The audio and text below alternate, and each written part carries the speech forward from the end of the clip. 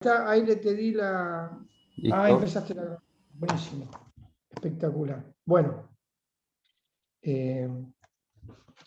Continuamos. Bueno, entonces Perry Anderson, este tema, él marca esta idea de invasión, tiene que estar muy claro esto, y el recorrido que hace, por ejemplo, en el 439, los vándalos toman Cartago. Cartago queda en la zona, digamos, entre el norte de África, entre Túnez y un poquito, es una península que de alguna manera está muy cercana a Roma, ¿no? Y van a ver después con Pirené, que es muy estratégico Cartago.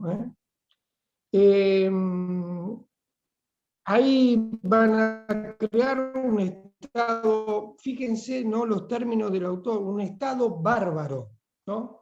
Esta idea, a diferencia de, digamos, de lo que nosotros entendemos por civilización o barbarie, la barbarie nosotros tiene que ver con un aspecto cultural que se opone a la civilización. ¿Estamos? Esto es, digamos, desde el punto de vista idea un poquito americana, podríamos decir. En cuanto a este momento y a este contexto, el bárbaro también está ligado a esta visión, ¿no?, que se opone a la civilización, pero también el bárbaro era aquel que era extranjero, aquellos grupos que eran como desconocidos, ¿no? Tenían esta representación digamos, en su cabeza, ¿no?, en la mayor parte de la población. No toda, porque como van a ver, el ingreso de estos pueblos va a modificar todo el mapa político.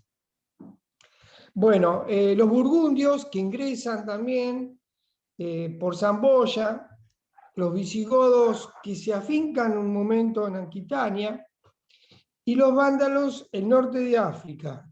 Así termina el mapa, digamos, desde el siglo IV al VI. ¿Por qué dice esto, profesor? Porque en el siglo VII la expansión musulmana va a modificar nuevamente todo lo que es el mapa, sobre todo mediterráneo. Los ostrogodos, ubicados en norte de Italia, van a tener una participación interesante en cuanto a las relaciones, que nosotros vamos a ver, relaciones culturales, sobre todo por esta concepción de las diferencias culturales que tenía el Imperio Romano con respecto a los nuevos pueblos que ingresan en este escenario de Europa occidental. Cosa que no pasa con Constantinopla ni Bizancio. Fíjense, ellos mantienen, por un lado, mantienen todo el territorio, podríamos decir, de la costa oriental de la península itálica. Después también vamos a ver qué pasa ahí, porque van a surgir luego de la Edad Media y sobre todo en el Renacimiento las grandes ciudades italianas,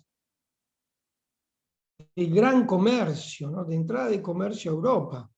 El caso de Florencia, el caso del puerto de Bari, muy, muy importante, ¿sí? Bueno, y sobre todo Venecia, vamos a ver, Venecia es un gran punto estratégico, sobre todo donde no lo quería perder ni Constantinopla ni Bizancio. Todo lo que venía del imperio, esta unidad política militar, fue destrozada por estas oleadas, dice el autor. Esta es la posición del autor, chicos, ¿sí? Vamos a ver después qué dice Hertz. La posición es que fue destrozado y que solo quedaron aisladas y rodeadas las Galias con grupos autónomos, lo que sostiene el autor, y que las provincias que componían el imperio de Occidente, el imperio romano, entraron en desorden y confusión. Por supuesto que la llegada de estos pueblos iba a tener estas consecuencias. Pero acá le agrega la característica propia de pueblo bárbaro, ya que sostiene que hay gran bandidaje, hay rebeliones, y sobre todo se adueñan de las tierras. Este es un proceso que va a ir sucediendo con la llegada de los germanos. Y acá empiezan algunas cuestiones donde toma posición el autor. Fíjense, dice, los germanos no fueron capaces de sustituir un orden político nuevo o coherente. Está hablando de un nuevo orden. Cuando habla de un nuevo orden, está hablando de el derecho romano. Según el autor, eran tribus, le da la condición y esta categoría de tribu, primitivas, y se refiere a las primeras oleadas, porque después de la segunda oleada vamos a ver que hay otro escenario, según Anderson. Estas comunidades primitivas nunca conocieron un estado territorial duradero. Es como que de a poco los va como bajando de categoría, ¿no? En este sentido.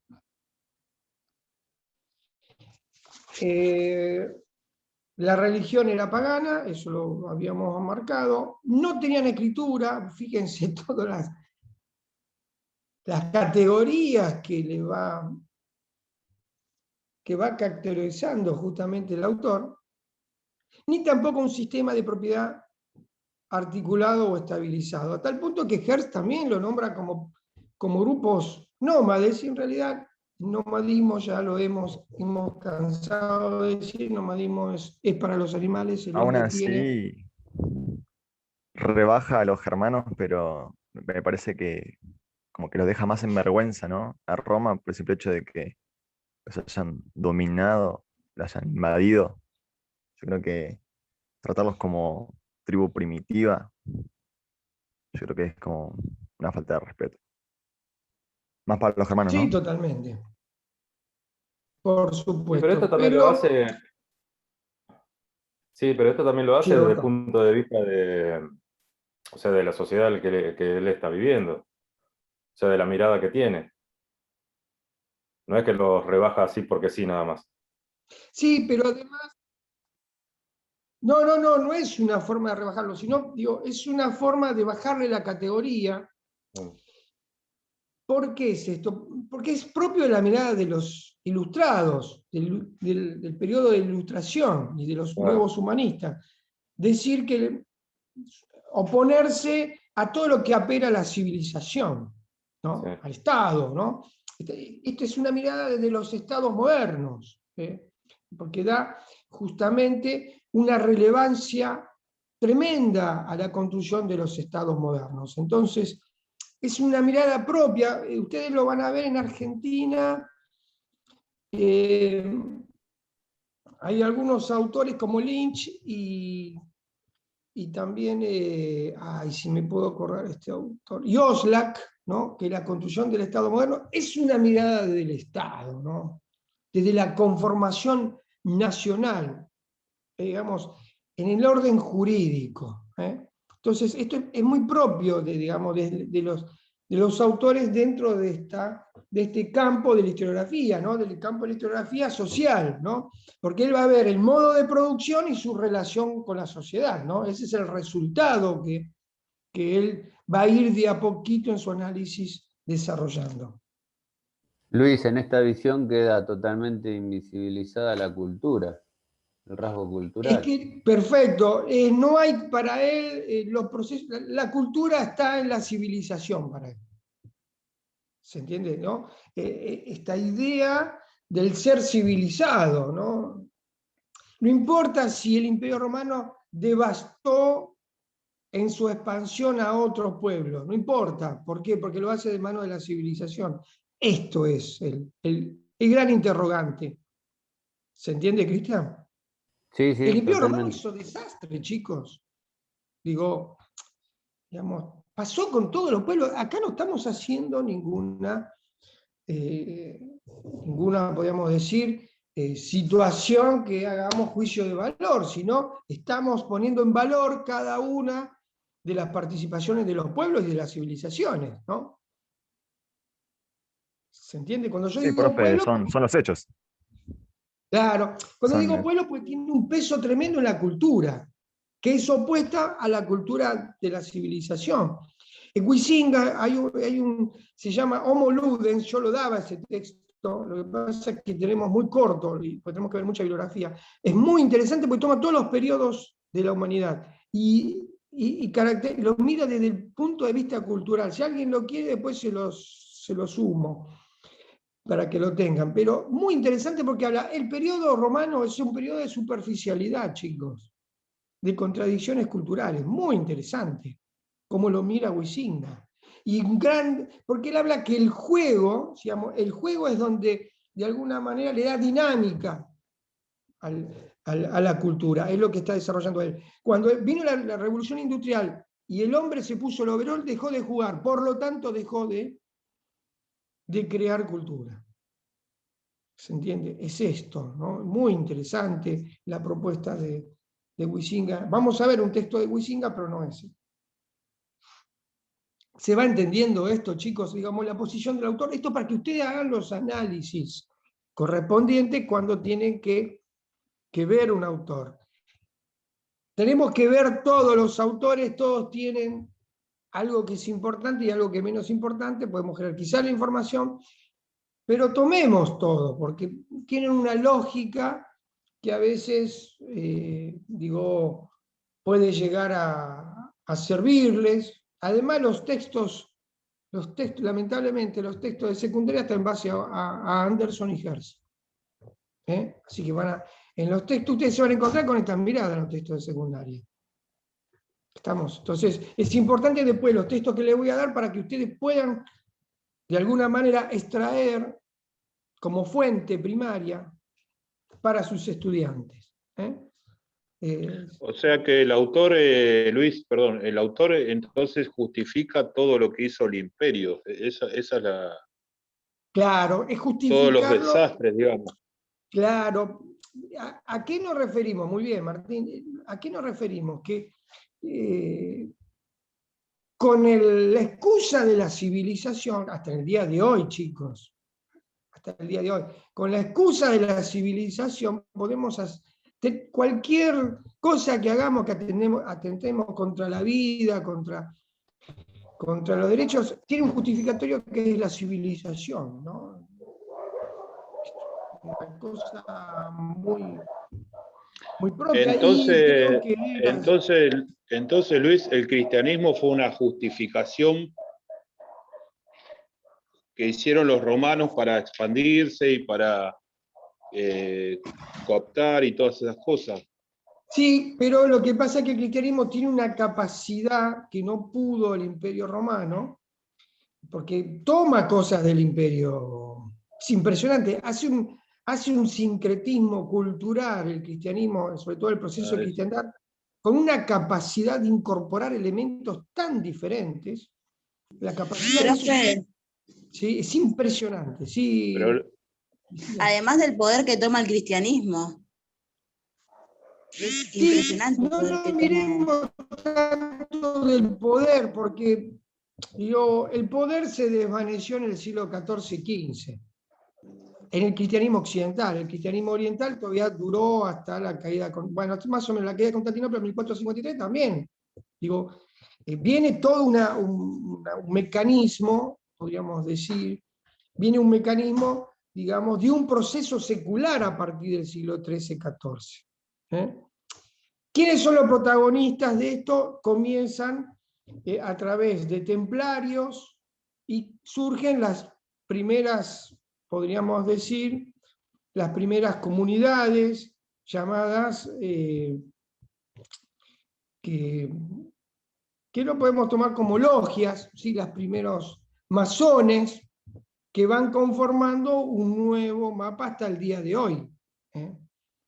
Digamos, la masonería tiene actuación hasta el día de hoy, ¿no? Tienen ritos religiosos, ellos plantean un estado laico, pero se permiten los ritos religiosos masones, ¿no? Digamos, nosotros tenemos toda una experiencia, digamos, desde la construcción del Estado, desde la masonería, chicos, y con diferentes masonerías, ¿no?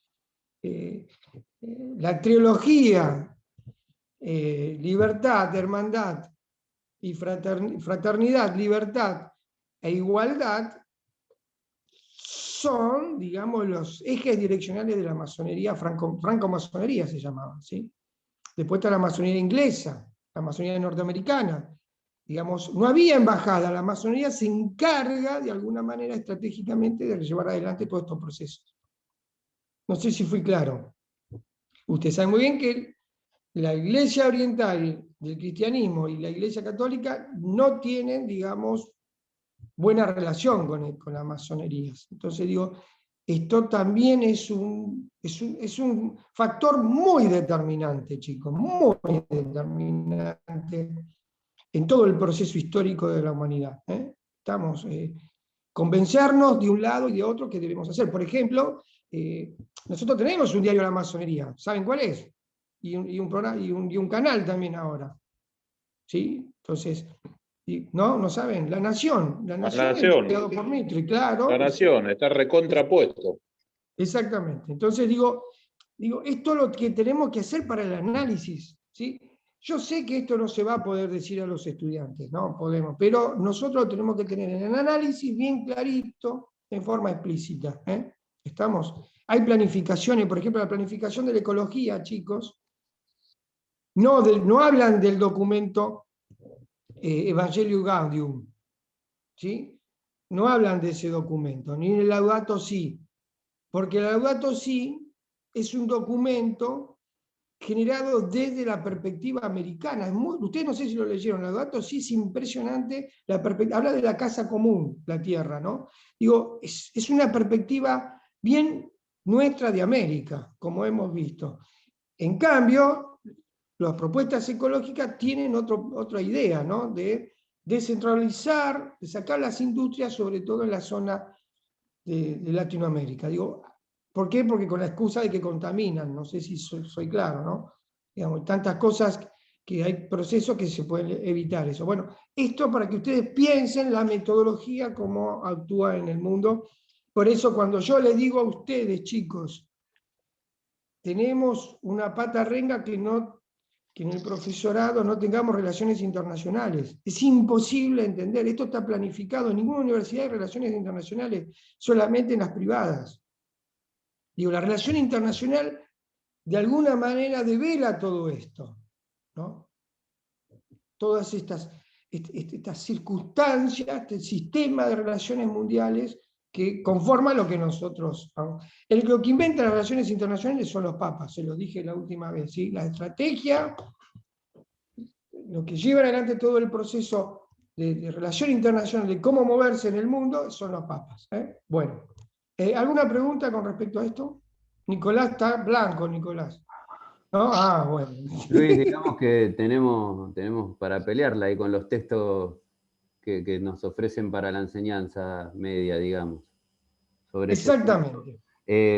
Sin ir más lejos, uno de los autores más reconocidos internacional, Eric Hobsbawm, es totalmente, siempre la historia de él está contada desde las revoluciones, más burgués que eso, imposible.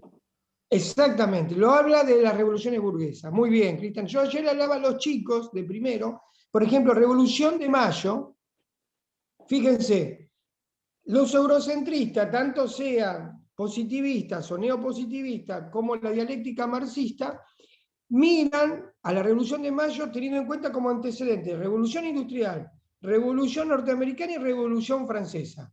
Nunca tienen en cuenta la Revolución Haití. ¿Y por qué? Porque es nuestra, y porque derrota a esas tres potencias, justamente. Entonces digo, chicos, depende de nosotros que podamos, no estoy diciendo que no se dé, yo estoy diciendo que se dé, pero que se complete la información y el contexto. Se complete, que siempre no reduzcamos esta propuesta a una simple y sencilla situación. ¿Se entiende la propuesta, chicos? Esta es la idea. Que va a costar, pero bueno, es así. Espera un segundito que me está mandando un mensaje el vicedirector. Digo que estoy en clase.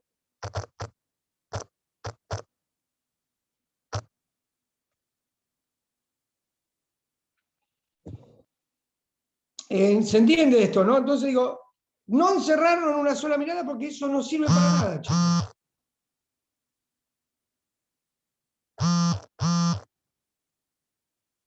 ¿Se entiende? No sé lo que me está mandando el vicedirector. Espera un cachito. Te están bombardeando, Luis, de todos lados. Sí, vos no sabés lo que es mi vida. Mi vida se puso muy complicada. El centro ceremonial está lleno de telaraña ahora. Sí, viste, está lleno de telaraña. No, la carne... La carne ya ¿Se fue. hizo vegano usted también? No, jamás. Jamás. Vegano nunca. Mato un perro, no sé qué, pero vuelvo a la carne. Lo mismo iba a decir, muerdo al perro, lo que sea. Pobre el perro del que estaba el otro día. Acá ya están desapareciendo los perros y los gatos, así que bueno.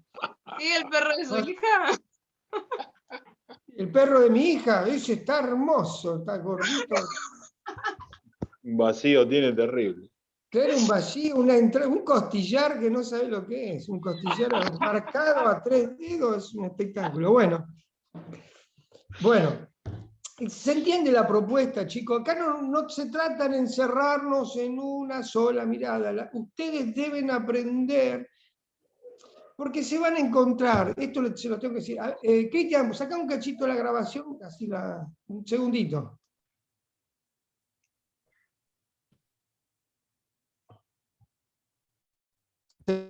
¿No? Esto. Sí, está claro, ¿Alguna...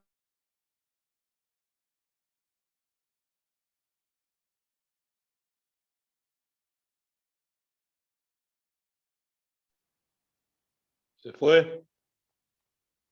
Lo perdimos. Se nos fue. ¿Estamos bien ahora? Uh-huh. Bien. Estas conquistas que se presentaron, mayormente para el autor, que esto fue así, no hay, si no la lógica no sería coherente, ¿no? Una serie de problemas. Los problemas es la apropiación de la tierra, la apropiación que se dio en las ciudades. Lo interesante es la administración inmediata que tuvieron que hacer estos pueblos germánicos. Y esto es lo más interesante, chicos. Digamos, ¿cuál fue la propuesta de estos, digamos, de estos hombres? Porque desde los francos hasta los visigodos y de los vándalos hasta los hunos, eran diferentes. Digamos, es impresionante lo heterogéneo que era todo. Lo único que tenían en común era el continente, ¿no? Y buscar, de alguna manera, digamos, afincarse y buscar una organización. Digamos, no quiere decir que eran tribus y no tenían organización los pueblos germánicos. Tenían una organización diferente a la de la civilización. Este era el tema. A tal punto que vamos a ver que en la primera oleada, una de las características y la variable fundamental es que se pone en valor, o conviven, mejor dicho, hay un dualismo entre el derecho romano y el derecho germano. El derecho germano era a través de tradiciones orales, ¿no? Fuerte esto. Bien. Los visigodos, por ejemplo, se trasladaron de los Balcanes a España. Fíjense que, ¿cómo le dicen a los españoles? Godos en algunos casos, ¿no? Entonces, los visigodos tenían familiares de los godos, pero con una impronta de mayor belicosidad que otros, que los godos, ¿no? Esto también es importante. Los ostrogodos, por ejemplo, vinieron de Ucrania y terminaron en lo que es la zona norte de Italia. Y es impresionante el proceso que hacen los francos justamente con los ostrogodos, porque los vencen y los absorben. ¿Sí? Los ostrogodos desaparecen del mapa. ¿Dónde están? dentro de la cultura y del proceso que lleva adelante los francos. ¿Se entiende esto? Lo mismo pasó en todos los recorridos de estos pueblos. Van a llevar el nombre de los vencedores siempre. Los vándalos, por ejemplo, vinieron de Silesia. ¿Los sajones? Ahora vamos ahí. Anglos y sajones eran dos grupos, anglos y sajones. Bueno, me trajiste eso, Nicolás, para el autor. ¿Cuál va a ser el grupo más adelantado de todos estos? Los anglosajones. Por supuesto. Ya está, vos mismo te lo sacaste, exactamente. Están ubicados en Britania. Bueno. Exactamente. Para él, los adelantados siempre van a ser los anglos y los sajones. Bien. Bueno, los vándalos entonces van de Silesia hasta Tunisia. Y los burgundios, Tunisia venía a ser Túnez, en ese momento decían el norte de África. Los burgundios van a salir desde Pomenia hasta Zavalla, digamos, es la zona central de Europa Occidental. ¿Cuál fue el resultado? Colonos, porque son especie de colonias, pero colonias con una carga importante de soberanía dentro, ¿no? ¿Por qué, profesor? Por su capacidad belicosa. Entonces, sur de Francia, Hispania, que es la zona digamos, de la península ibérica, Italia y norte de África, es donde en esta primera oleada se ubicaron y fueron conformando. El autor le dice estados bárbaros, no vamos a decir estados germánicos, que para el autor reflejaban cierta debilidad frente al sistema dual institucional. Estamos, o sea, está viendo los obstáculos en la conformación de los estados germánicos. Luego los problemas de la disposición de la tierra, cómo iban a disponer, cómo iban a hacer el reparto de la tierra, esto también era un tema, sobre todo si iban a adoptar el modelo anterior romano o el modelo que podían ellos crear en ese momento. Profe, los visigodos... Sí. Lo siento. ¿Los visigodos hasta qué año llegaron? Porque sé que están los suevos en el norte, o sea, en Portugal, España, y los cántabros y los vascones. Sí, ese proceso llega más tarde, ¿sí? Porque también está la llegada de los musulmanes al sur de la península ibérica. Ojo, ¿sí? Están los árabes, entonces digo, ahí podríamos decir que nos encontramos con godos, visigodos. Los visigodos después fueron, los francos los absorben los visigodos, chau. Quedan los godos, sobreviven los godos porque hay una conformación de una alianza con los francos. Eso le permite, de alguna manera, mantenerse. Pero el problema va a estar con el nuevo mapa, con la expansión musulmana. ¿Estamos hasta acá? Excelente, profe. Los familiares de soldados germánicos, esto también es del sistema de hospitalidad que a ustedes yo les comentaba, que le daban a las tierras marginales y a partir de ahí el servicio hacia el ejército. ¿Estamos? Bien. La hospitalidad, que significa hospitalidad, le dicen, ¿no?